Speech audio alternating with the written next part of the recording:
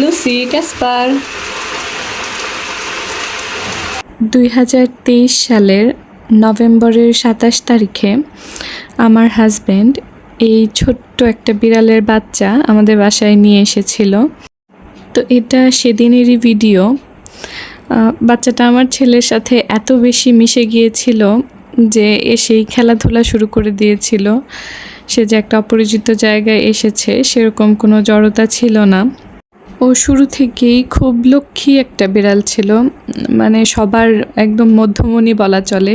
আমার শ্বশুরবাড়িতে তখন শুধু আমার বাসায় বিড়াল ছিল, তো এই বাচ্চাটা সবার খুব আদরের ছিল। যেই বাসায় আসতো তাকে একবার আদর করতো, আর তাকে দেখলে আসলে বোঝা যেত না সে যদি ঘুমিয়ে থাকতো মনে হতো এটা পুতুল না বিড়াল। ওর ফারগুলো একটু অন্যরকম ছিল। নর্মালি বিড়ালের ফার একটু মোটা হয়, তবে ওর ফারগুলো খুবই সফট ছিল, একদম সফট টয়ের মতো। এই বিড়ালটা বাসায় আনার পর সবচেয়ে বেশি খুশি হয়েছিল আমার ছেলে। আসলে ওর একটা খেলার সঙ্গী হয়ে গিয়েছিল। বেশিরভাগ সময় লুসির সঙ্গেই কাটতো। রাফান, লুসিকে ব্যথা দিচ্ছে তোমার আব্বু। ব্যথা দিই এই যে এই যে এই যে এমনি তো তুমি ব্যথা দিবা। দেখছো লুসিকে তোমার আব্বু মারতাছে। তুমি চলে যাও। বল আমার লুসিকে ছাড়ো। শর্ট এটা আমার যা। বুঝি। এটা তোমার না, তুমি চলে যাও। এটা তুমি চুপ। তোমাকে দিব না, এটা আমার বুঝি। যাও, তুমি চলে যাও। লুসি আছো তুমি আদর করি। রাফান কার আদর করতে কে? লুসি তুমি এই ঘরে ঘুমাবে। হ্যাঁ, এই যে রাফানের বালিশটা তোমার এখন থেকে। ওই বালিশটা রাফানের বালিশটা তুমি চলে যাও। এই বালিশটা লুসিকে দিয়ে দাও। না লুসি, তুমি এই বালিশে ঘুমাও। হ্যাঁ, তুমি ঘুমাও। তুমি চলে যাও। তোমাকে দিব না। এটা তোমার বালিশ নেই, লুসির বালিশ। লুসি তুমি ঘুমাও। কেন তুমি এখানে শুইছো কেন? নাও লুসি, তুমি কোন বালিশটা নাও? এটা তোমার। কেন এটা এটা লুসি। লুসি তুমি দুইটা নাও, এটা নিয়ে ঘুমাও। রাফানকে দিব না। হ্যাঁ, রাফানের আম্মু না, এটা লুসি। তুই যে তোমার আম্মু। রাফান তুমি চলে যাও। এটা কোনো তোমার রাফানের আম্মু না, এটা লুসির আম্মু। তো তখন শীতের দিন ছিল, তো ও ঘুমোলে ম্যাক্সিমামই আমি আমার ছেলের কম্বলটা দিয়ে ওর গায়ে দিয়ে রাখতাম। তো সে ঘন্টার পর ঘন্টা এভাবে ঘুমিয়ে থাকতো। কোথাও গেলেও তাকে আমি সাথে করে নিয়ে যেতাম। তো ওকে যেই দেখতো সেই খুব পছন্দ করতো। বাই দ্য ওয়ে, আমার ভয়েসটা সবাই একটু ইগনোর করবেন।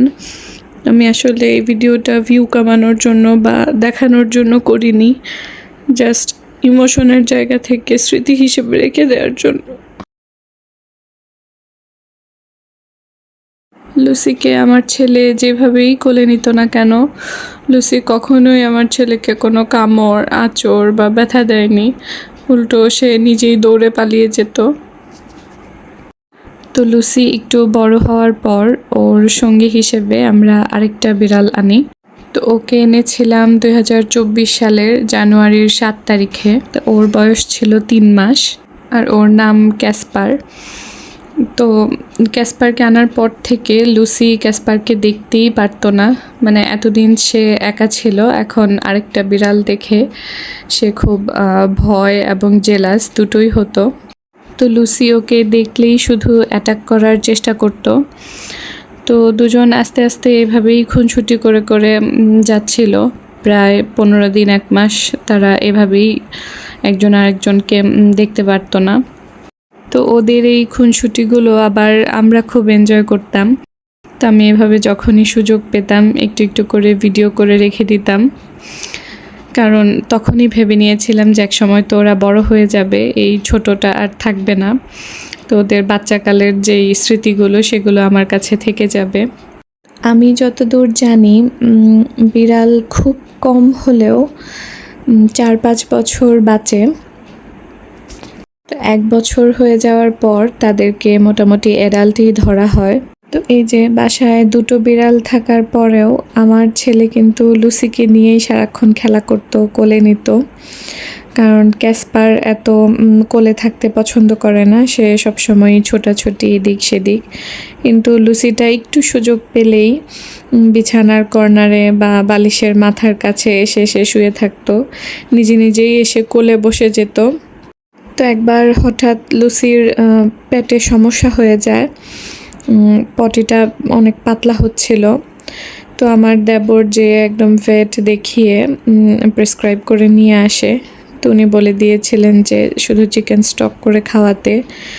তো আমি, আমার হাজব্যান্ড, আমরা খুব ঘাবড়ে গিয়েছিলাম আসলে তখন। তো তখন জোর জবরদস্তি করে আমরা সবাই মিলে ওকে খাইয়ে খুব দ্রুতই সুস্থ করে ফেলেছিলাম। তো তখন আসলে বুঝেছিলাম যে যে কোনো প্রাণীর প্রতি মায়া কী জিনিস। এই দুটো বাচ্চা একদম আমার সন্তানের মতোই ছিল। তো ওদের যত্নে বা খাওয়া দাওয়ায় আমি কখনো কোনো অবহেলা করিনি। ওদের পটি পরিষ্কার থেকে শুরু করে খাওয়ানো, গোসল করানো, সব কিছু আমি নিজের হাতে করেছি। তো এগুলোর মধ্যে আমার দেবরও অনেক হেল্প করেছে। ওকে দেখলেই দুটো বিড়াল একদম লাফিয়ে যেয়ে ওর পায়ে যেয়ে খামচি দিয়ে ধরতো। তো আমার আগের বাসাটায় আমি যখন রান্না বান্না করতাম, তো পাশের জানালাটায় ওরা দুজন এভাবে বসে থাকতো। যতক্ষণ আমি থাকতাম ওরাও এখানে বসে থাকতো, তবে কখনো কোনো দিন কোনো খাবারে মুখ দেয়নি। তো ওদের যখন যা ট্রিটমেন্ট প্রয়োজন বা ভ্যাকসিনেশন, সব কিছুই আমরা একদম টাইমলি করিয়ে নিয়েছিলাম। তো ওরা মাশাল্লাহ ছোট থেকেই অনেক অ্যাক্টিভ আর একদম সুস্থ ছিল। কোনো ধরনের ফ্লু বা পুরো শীতে তাদের কোনো ধরনের কোনো সমস্যা হয়নি।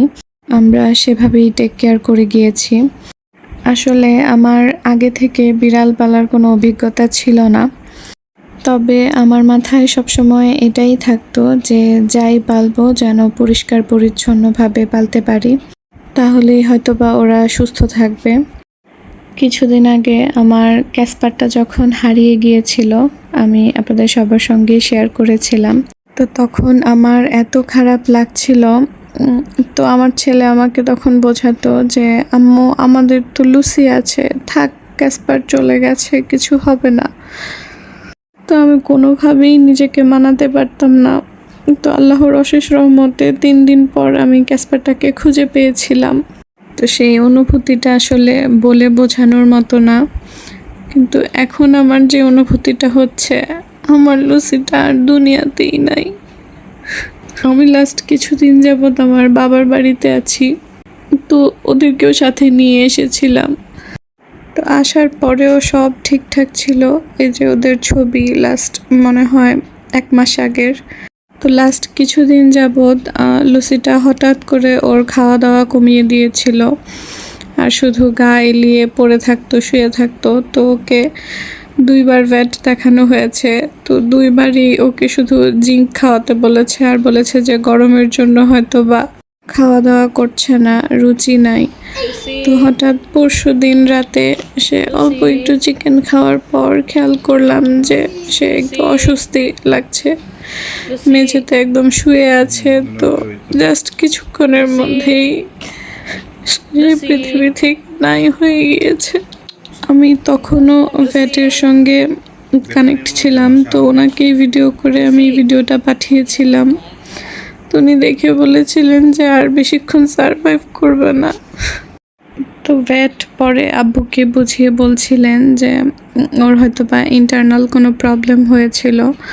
আসলে আমাদের কিশোরগঞ্জ তো পশু পাখি নিয়ে এত উন্নত চিকিৎসা নেই যে আলট্রা বা এক্স-রে করে কোনো কিছু বুঝতে পারবে। তো হয়তো বা মানুষের যেরকম বড় ধরনের কোনো অসুস্থতা হয়, ওরও হয়তো বা হয়েছিল, কিন্তু কেউই আসলে আমরা বুঝতে পারিনি। আসলে এখন নিজেকে ওর হায়াতি এতটুকু এটাই মানিয়ে নেওয়ার চেষ্টা করছি, তবে কোনোভাবেই পারছি না।